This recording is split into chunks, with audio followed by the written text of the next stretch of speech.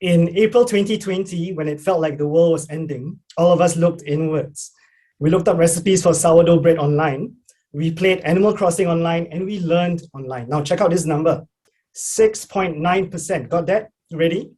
That's the percentage of adult learners choosing full online learning as a preferred mode of learning prior to COVID-19. Now, in a typical small to medium enterprise, we would have just your cubicle partner signing in late with their camera switched off while they browse multiple tabs during the training. This number rose fourfold after May 2020. The virus wasn't just a catalyst for the use of EdTech, it was a rocket booster. Overnight, it seemed that it was no longer a question of whether we should use EdTech. It was, what are the situations that we shouldn't?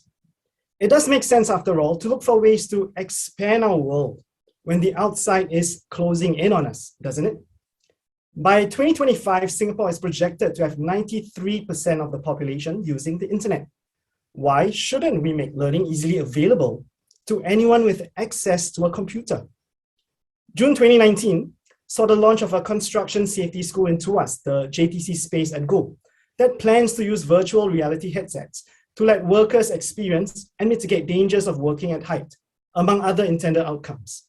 It was touted to be realistic enough to make attendees think twice about scenarios they would normally encounter during work practices. How awesome is that?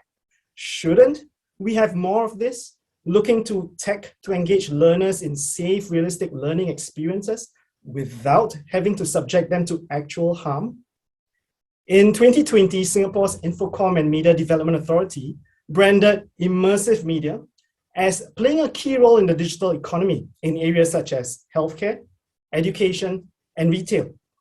Plastic surgeons undergoing training at Tan Tock Seng Hospital have been going from static plastic models and animal models for wound suturing practice to using virtual reality. Shouldn't we look for the most interesting, captivating way to draw learners in?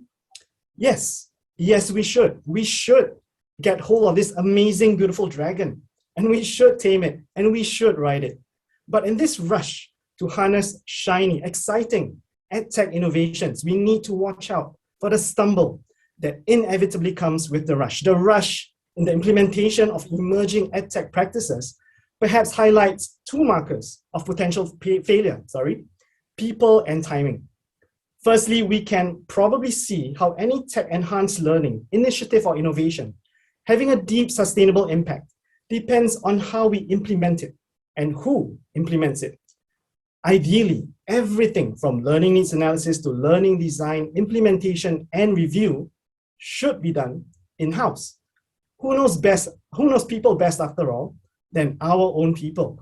But can we, hand on heart, truly say that all of us possess the skills for designing powerful learning experiences? Moreover, new innovations are still on the bumpy road of full social acceptance. In 2021, Singapore's Institute of Adult Learning stated lack of learner-learner and learner-facilitator interaction as the top concerns of online learning.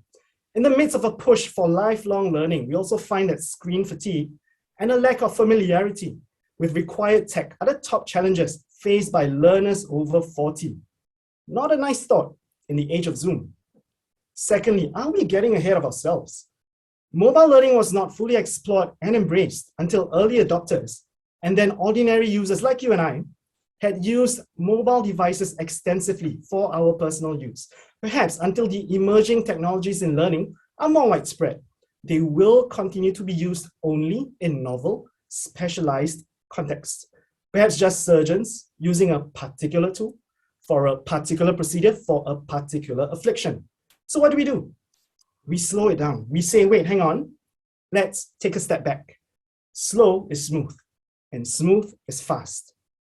Slowing it down forces decision makers to be more intentional in planning for the use of tech in learning.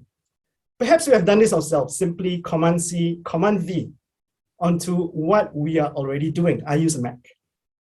But we need to figure out what we are trying to achieve before throwing the linguine of fancy new tech at an ill-defined wall. The International Society for Technology and Education, ISTE, has developed SkillRise, an initiative which encourages the intentional mindful use of EdTech to prepare learners in workplaces.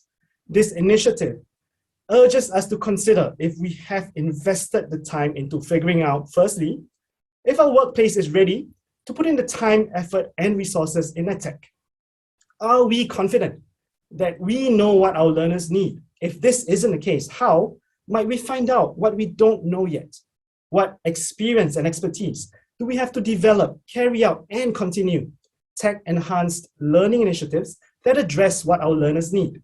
How might we reach out to experts and the community to work together to address possible areas of need in our current practices? Surely having a roadmap that we can plot our journey on is crucial to ensuring that a story of success can be seen. Knowing the why allows for buy-in and alignment, and we need to start off on the right foot. Secondly, if our people have the right skills, what attitudes, skills, and knowledge do our people need to plan and carry out tech-enhanced learning? What kinds of continuing education is needed to ensure they are in touch with the skills needed? What is their receptiveness to using tech to transform their work practices? Change management is tough. Don't skip this. Engaging our most hardened Luddites often draws blood, sweat, and tears, but we need to have every single voice heard. Thirdly, wearing the pants and knowing what they really need. How might we exercise greater empathy towards our learners? How can we involve them in working together towards our goals? A fatal mistake would be to develop one-off approaches. How might our learners work towards sustainability to ensure that the learning initiatives continue to grow and exercise impact on real-world practices?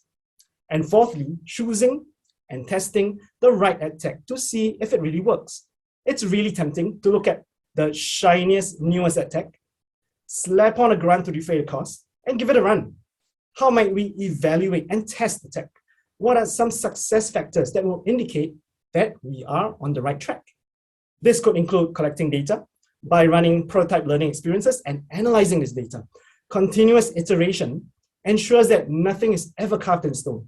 The resultant agility and adaptability compels us to always make small, perpetual improvements.